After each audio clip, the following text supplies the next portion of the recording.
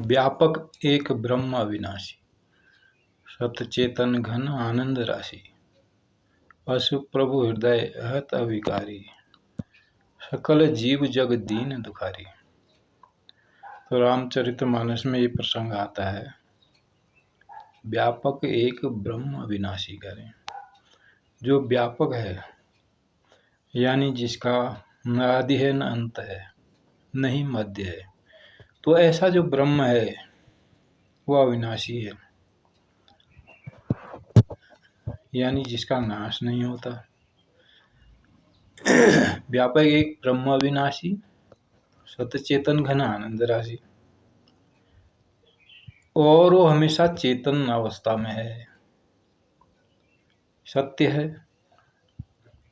वो आनंद की राशि है। तो कैसा आनंद है? ऐसा आनंद जिसकी तुलना दुनिया के किसी आनंद से नहीं की जा सकती। तो ऐसे आनंद की बात गोस्वामी जी कर रहे हैं। अशु प्रभु हृदय अहत अविकारी, सकल जीव जग दीन दुखारी। लेकिन कह रहे हैं कि सबके हृदय में ऐसा आनंद नहीं आता। जो इसका अधिकारी है उसी के हृदय में ये आनंद आता है। सकल जीव जग दीन दुखारी। लेकिन ज़्यादातर संसार के जो जीव हैं, प्राणी हैं, इससे अछूते ही रह जाते हैं और इसलिए दीन बने हुए हैं, गरीब बने हुए हैं और दुखारी हैं, दुखों को ढोए हुए फिर रहे हैं। तो जरा सोचने का विषय है कि ये गोस्वामी जी कैसे आनंद की बात कह रहे हैं। ऐसा आनंद जिसके लिए दुनिया व्याकुल है, दुनिया खोज रही है। ऐसा आनंद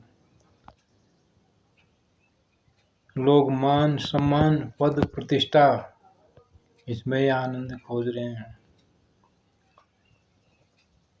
धन जमा करने में लगी हुई है दुनिया, खूब धन इकट्ठा कर ले रहे हैं, तब भी आनंद नहीं आ रहा है।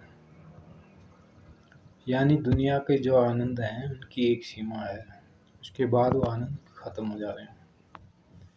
हमेशा बने रहने वाला कोई भी आनंद नहीं। तो गोस्वामी जी ये कौन से आनंद की बात कर रहे हैं? जो कि एक बार मिलने के बाद जो हमेशा बना रहता है। और ये कह रहे हैं कि सकल जीव जग दीन दुखारी, और दुनिया में अधिकतर जीव जो है दीन बने हुए हैं, यानी गरीब हैं, दुखारी हैं, दुखों को ढो रहे हैं, इस आनंद से वंचित हैं। तो कैसे आनंद की बात कह रहे हैं? तो महापुरुषों ने समझाया है, ऐसा आनंद ये भी गुरु की कृपा से ही समझ में आता है, वरना दुनिया केवल श्लोक पढ़ती ही रह जाती है।